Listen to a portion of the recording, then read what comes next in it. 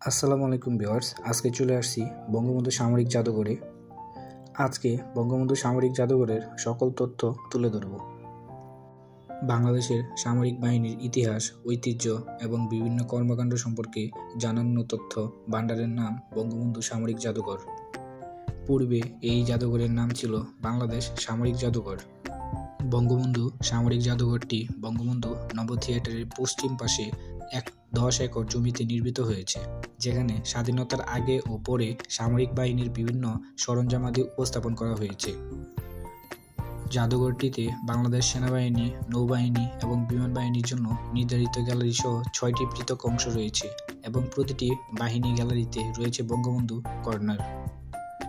সেই প্রাচীন অটোমানদের ব্যবহৃত ডাল, তলোয়ার, যুদ্ধজাহাজে থেকে শুরু করে নবাব সিরাজউদ্দৌলার সাথে ইংরেজদের পলাশী যুদ্ধের ইতিহাস, ভাষা আন্দোলন, মহান মুক্তিযুদ্ধের সকল নেতৃত্ব এবং জাতির জনক বঙ্গবন্ধু শেখ মুজিবুর রহমানের সকল সংগ্রাম ও অর্জনের ইতিহাস, এইসব কিছু ফুটিয়ে তোলা হয়েছে অতি যত্নে।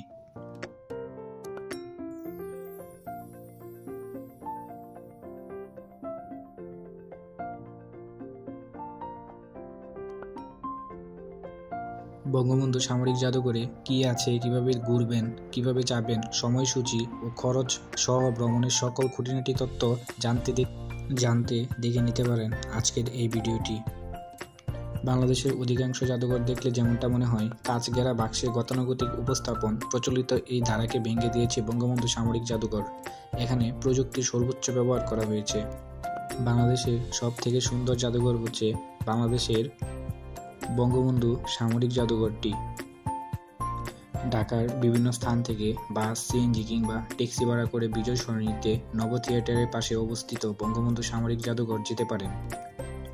এছাড়া আপনার সুবিধা মতো পরিবহনে ফার্মগেট, বিজয় সরণি, সংসদ ভবন অথবা চন্দ্রিমা উদ্যানের সামনে এসে রিকশায় বা হেঁটে যেতে পারেন সামরিক জাদুঘরে। সামরিক জাদুঘরে যেতে মেট্রো রেল ইউজ করতে পারেন, সেই ক্ষেত্রে বিজয় সরণি স্টপেজে নেমে হেঁটেই যেতে পারবেন সামরিক জাদুঘরে। টিকিট দেখিয়ে আমরা চেক ইন করি। চেক ইন করার পর ভিতরে প্রবেশ করা মাত্রই আমাদের চোখে পড়ে বিভিন্ন রকমের বিমান, জাহাজ। এটি একটি 17শো শতাব্দীর অটোমান যুদ্ধজাহাজ। বাংলা ছিল 15শো শতাব্দীর শীর্ষ জাহাজ নির্মাণ কেন্দ্র। এখানে নির্মিত চট্টগ্রামের অটোমান নৌবাহিনীর 124 কামান বিশিষ্ট একটি জাহাজের মডেল প্রদর্শিত হয়েছে। 21শো শতকের বাংলাদেশ নৌবাহিনীর যুদ্ধজাহাজ বানৌজা ওমর ফারুক এর মডেল। জাহাজটি 5 নভেম্বর 2020 সালে বাংলাদেশ নৌবাহিনীতে কমিশন প্রাপ্ত হয়।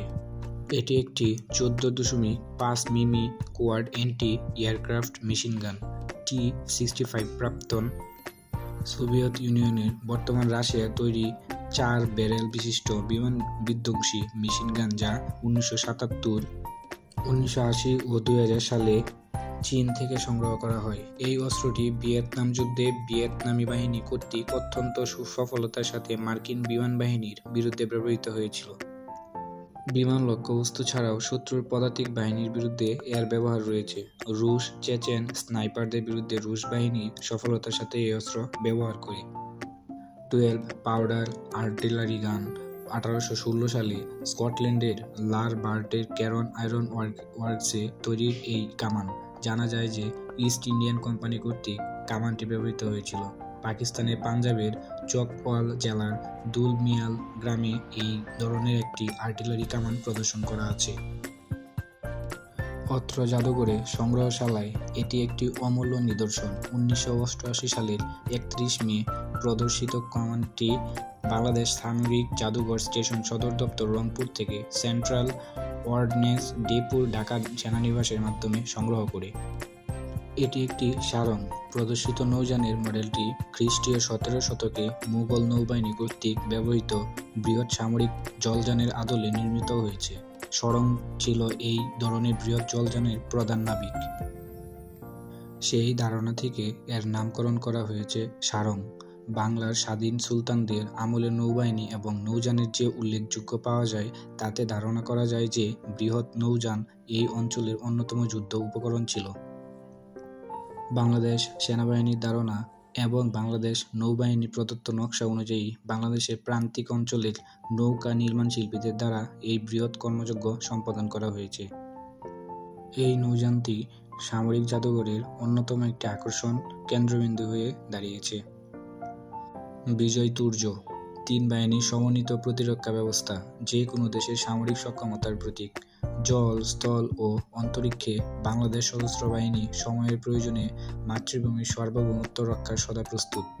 আধুনিক সমরাস্ত্রের যান্ত্রিকতায় অনুপ্রাণিত হয়ে ভাস্কর্যটি বাংলাদেশ সশস্ত্র বাহিনীর ত্রিমাত্রিক ক্ষিপ্রতার একটি বিমূর্ত রূপান্তর, যা প্রায়োগিক নন্দনের ভাবান্তর। স্বাধীনতার সুবর্ণ জয়ন্তীতে মুক্তিযুদ্ধের মধ্য দিয়ে জন্ম নেয়া বাংলাদেশ সশস্ত্র বাহিনীর আত্মনির্ভরতার প্রতীক এই ভাস্কর্য। এই ভাস্কর্যের ত্রিমাত্রিক শিল্পরূপ বাংলাদেশের স্থানীয় শিল্পীদের বহুমাত্রিক দক্ষতার পরিচয় বহন করে। পলাশীর যুদ্ধের মডেল প্রদর্শিত মডেলটি 1757 সালের 17 জুন কলকাতার ভাগীরথী নদীর তীরে পলাশীর আম্রকাননে সংঘটিত ঐতিহাসিক পলাশীর যুদ্ধের ব্রিটিশ ইস্ট ইন্ডিয়ান কোম্পানি ও নবাব সিরাজউদ্দৌলার মধ্যে সংঘটিত এই যুদ্ধে প্রধান সেনাপতি মীর জাফর যুদ্ধে অংশগ্রহণ থেকে বিরত থাকেন এবং পরাজয় ঘটে নবাব সিরাজউদ্দৌলার। এই যুদ্ধের মধ্য দিয়ে বাংলার ইংরেজ শাসনের ভিত্তি স্থাপিত হয় এবং অবসান ঘটে বাংলার মধ্যযুগের। এইগুলো হচ্ছে অষ্টাদশ শতাব্দীর কামান। ঢাকা উসমানী উদ্যান ও জাতীয় জাদুঘরে সংরক্ষিত কামানগুলোর সাদৃশ্য প্রায়। এই কামানগুলো অষ্টাদশ শতাব্দীর বলে জানা যায়। প্রদর্শিত 4টি কামানের মধ্যে 2টি স্টেশন সদর দপ্তর চট্টগ্রাম এবং অন্য 2টি স্টেশন সদর দপ্তর কুমিল্লার সৌজন্যে প্রাপ্ত।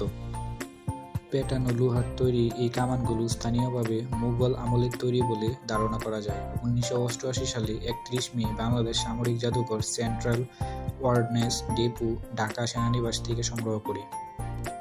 এই কামানগুলি পলাশীর যুদ্ধে ব্যবহৃত হয় বলে জানা যায়। এই ভিডিও চিত্রের মাধ্যমে র্যাব, সেনাবাহিনী, নৌবাহিনী, বিমান বাহিনীর কিছু চিত্র তুলে ধরা হয়, যার মাধ্যমে তাদের প্রতিটি কার্যক্রম দেখা যায়। এখানে দেয়াল চিত্রের মাধ্যমে 1971 সালের মুক্তিযুদ্ধের সকল তথ্য চিত্রের সাহায্যে উপস্থাপন করা হয়েছে। এনফিল্ড রাইফেল 1856 সালে ব্রিটিশ সেনাবাহিনীতে এনফিল্ড রাইফেলের প্রবর্তন করা হয়, যার কার্তুজ দাঁত দিয়ে কেটে রাইফেলে প্রবেশ করাতে হতো। 1992 সালের 27 সেপ্টেম্বর পাকিস্তানের তৎকালীন সেনাপ্রধান জেনারেল আসিফ নওয়াজ NIM-SBT বাংলাদেশ সামরিক জাদুঘরকে ঐতিহাসিক এই স্মারকটি প্রদর্শনের জন্য উপহার হিসেবে প্রদান করেন।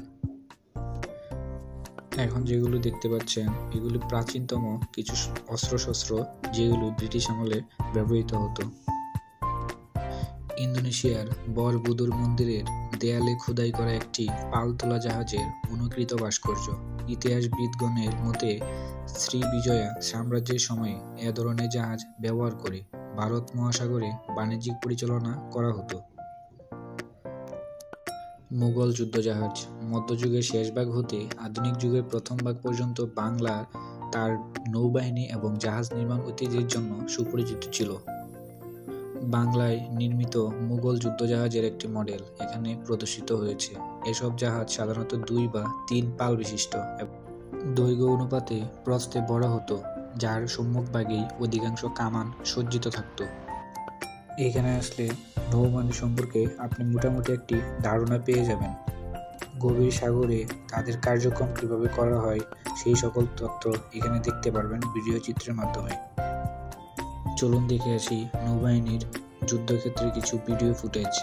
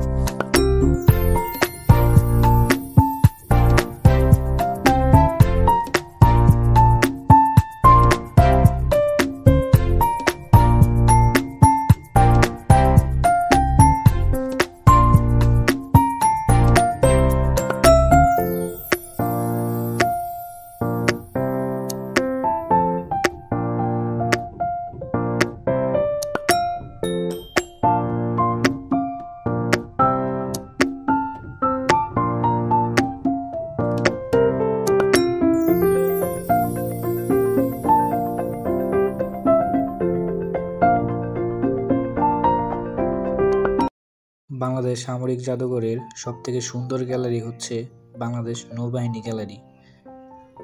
আর এই জাদুঘরের সবথেকে সুন্দর দৃশ্যগুলো নৌবাহিনী গ্যালারিতে দেখা যায়।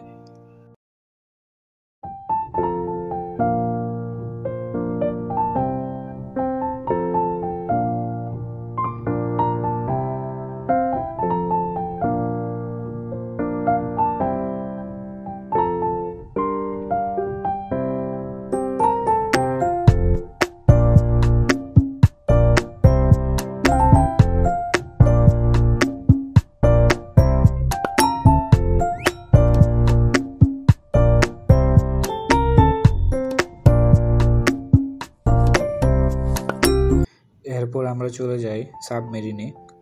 এটি একটি সাবমেরিনের প্রতিচ্ছবি মাত্র। চলুন এর ভিতরটা ঘুরে দেখি।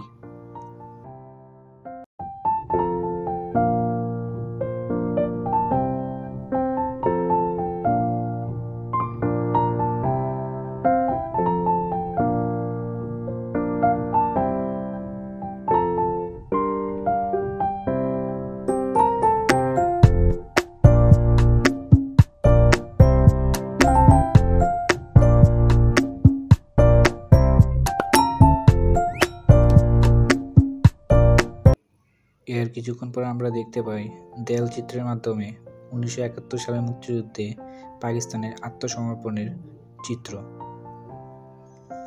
আত্মসমর্পণ করার সময় স্বাক্ষরিত এই পেপারটি এখানে দেওয়া আছে।